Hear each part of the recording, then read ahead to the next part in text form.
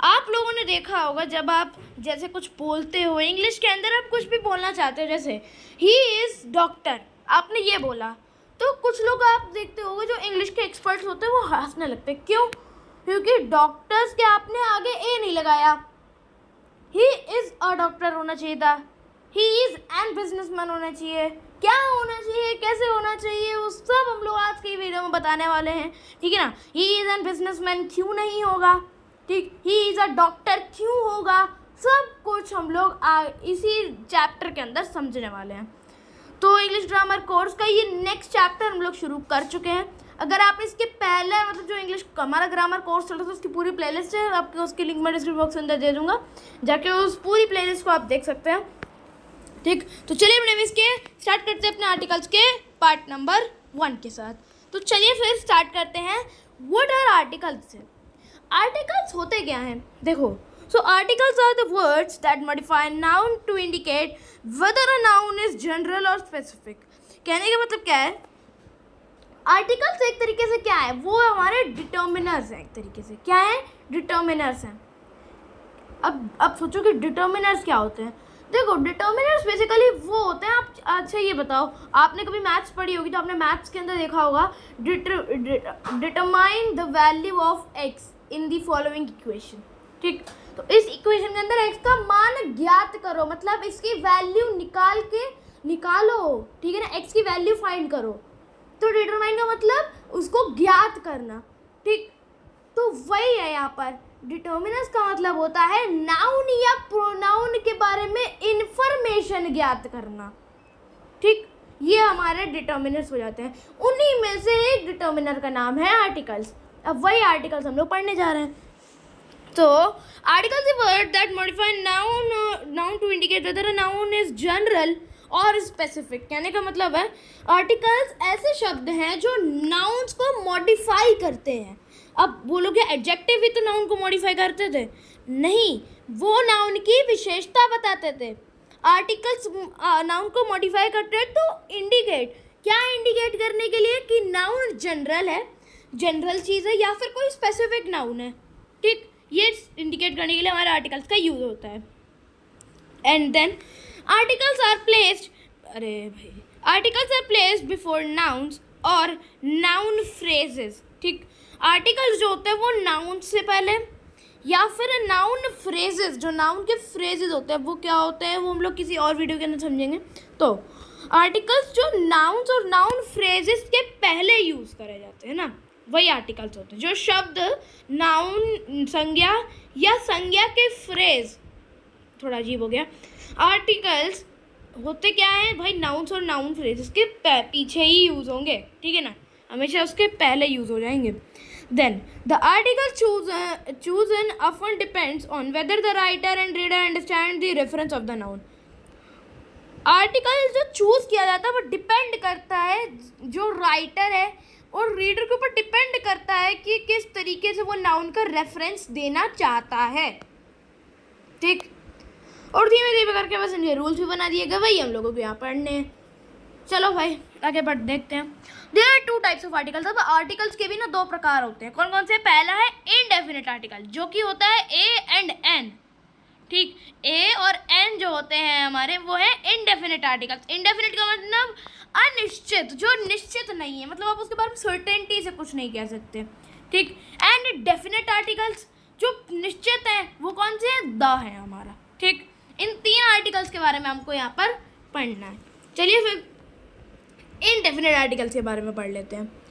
तो indefinite articles सुन के आपको क्या समझ में आता है कि कुछ इनडेफिनेट चीज़ की बात हो रही होगी, कुछ अनिश्चित चीज़ की बात हो रही होगी, है ना।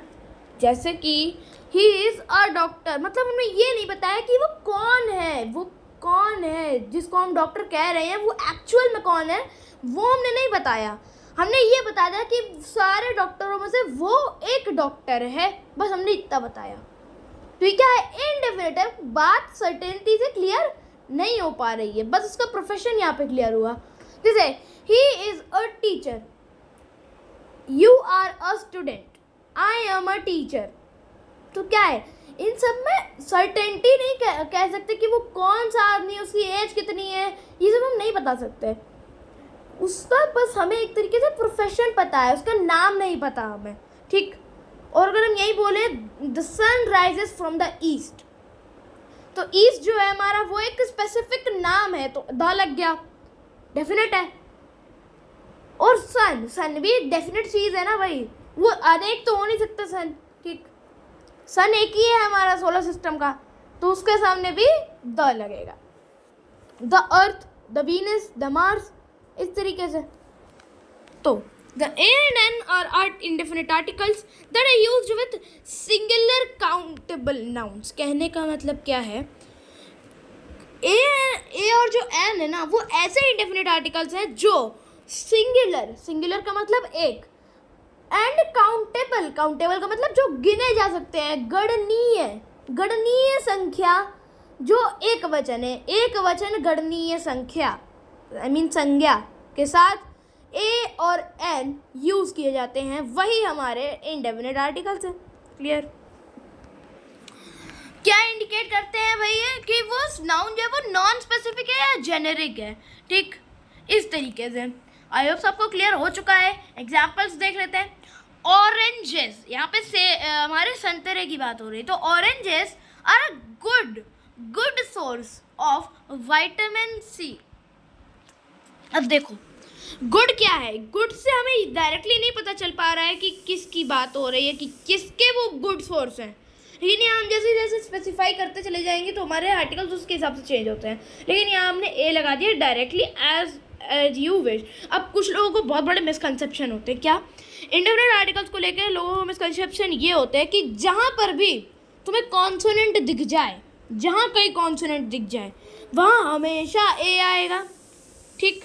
और जहाँ तुम्हें वावल दिख जाए, वावल मतलब ए ई आई ओ यू, ये सारे ये जो 5 है, अगर ये आपको कहीं दिख गए वर्ड के स्टार्टिंग में, तो वो हमारे उसके साथ एन ही लगेगा।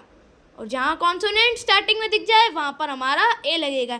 ये दोनों लोगों की सबसे बड़ी मिसकंसेप्शन है। क्यों? क्या आपने लोगों को भी ये बोलते हुए सुना है आर तो नहीं बोलते सुना आपने, ठीक। एन यूनिवर्सिटी नहीं, क्यों नहीं बोलते सुना? बिकॉज ऑफ जो हमारा आवर है भाई, देखो जो वर्ड लगा है ना उससे मतलब नहीं होता, उसके साउंड से मतलब होता है, वो कौन सा साउंड जनरेट कर रहा है। अब जैसे आवर में HOUR है, एच से स्टार्ट हो तो आप ए लगा दोगे क्या? नहीं। आर में आप देखो तो एक वावल साउंड निकल रहा है, ओ का वावल साउंड निकल रहा है, तो वावल साउंड है तो इसका मतलब एन लगेगा, इसलिए आपने सुना होगा हाफ एन आवर, ठीक, हाफ एन हार, ठीक, मतलब आधा और 1 घंटा, आधा घंटा या फिर मान के चलो, ठीक। तो हाफ एन आवर हमारा होता है। तो एन किस लिए लगा? वावल साउंड की वजह से। क्लियर? और एन यूनिवर्सिटी क्यों नहीं बोलते? यूनिवर्सिटी में वाई का साउंड आ रहा है, वाई तो एक हमारा वावल साउंड है नहीं, तो इसका मतलब यहाँ पर अ लगेगा, अ यूनिवर्सिटी, ठीक, a university an R. Clear? तो आई होप सबके मिसकंसेप्शंस भी क्लियर हो चुके होंगे। नेक्स्ट बढ़ते हैं डेफिनेट आर्टिकल्स की तरफ। अब डेफिनेट आर्टिकल्स में मजा आएगा। देखो, the is a definite article that is used to indicate that a noun is a specific. कहने का मतलब द का भाई सीधा सीधा है कि वो डेफिनेट आर्टिकल है जिसको यूज किया जाता है नाउन को स्पेसिफिक बताने के लिए। सिंपल, ठीक, ज्यादा इसमें कुछ मगजमारी नहीं करनी है। अब ये बताओ, आप लोग भी तो स्पेसिफिक हो, कुछ स्पेसिफिक नाम है आपके, ठीक है ना? किसी का नाम राहुल होगा, किसी का नाम श्रेया होगा, किसी का नाम पूजा होगा, किसी का नाम कुछ भी हो सकता है, अपने अकॉर्डिंग आप देख सकते हो, कुछ भी नाम हो सकता है। क्योंकि आप अपने नाम के आगे द लगाते हो, द पूजा, द रिया, ऐसे तो नहीं बोलते हो ना। लेकिन आपने ये बोलते हुए जरूर सुना होगा, Ashoka the great, Akbar the great, आपने ये सब बोलते हुए बहुत सुना होगा। क्यों? देखो, अकबर और जो हमारे अशोक हैं वो बहुत ज़्यादा सम्राट हैं, बहुत बड़े सम्राट हैं। क्या है भाई? बहुत बड़े हमारे सम्राट हैं जिनको पूरी दुनिया जानती है। तो ये एक स्पेसिफिक आदमी है, इसीलिए इनके नाम के आगे द लगते। तो वो बोलोगे क्या मैं स्पेसिफिक नहीं हूँ? भाई स्पेसिफिक हो, आप भी प्रॉपर नाउन ज़रूर हो, लेकिन आप खुद सोचो, जो बहुत बड़े, आपकी पहचान पूरी दुनिया में, एक दिन होगी तब आपका नाम क्या पता लगेगा। लेकिन अभी क्या आपकी कहीं दुनिया में पहचान है? पूरी दुनिया में आपको सब, हर कोई जानता है, कहीं जाओ तो बोलेंगे साहब क्या हाल, ऐसे तो बोलेगा नहीं ना कोई। पहले आपसे नाम पूछेगा आपका, और फिर नॉर्मली बात करी जाएगी। तो द किसके साथ लगता है? जो स्पेसिफिक नाउन्स होते हैं, बिल्कुल स्पेसिफिक, बहुत जनरल। जैसे न्यूयॉर्क, हर कोई जानता है ना, तभी तो द लगेगा। The New York is the biggest city, New York is the largest city in United states. Clear? तभी तो न्यूयॉर्क के साथ द लगा। द लार्जेस्ट सिटी, भाई न्यूयॉर्क की बात हो रही है, जो कि सबसे बड़ी सिटी है यूनाइटेड स्टेट में। तो ये न्यूयॉर्क की अब यहाँ पे स्पेसिफिकली बात करी गई, तो द लगेगा। क्लियर? आई होप सो आपको ये सारी चीज़ें क्लियर हो गई होंगी।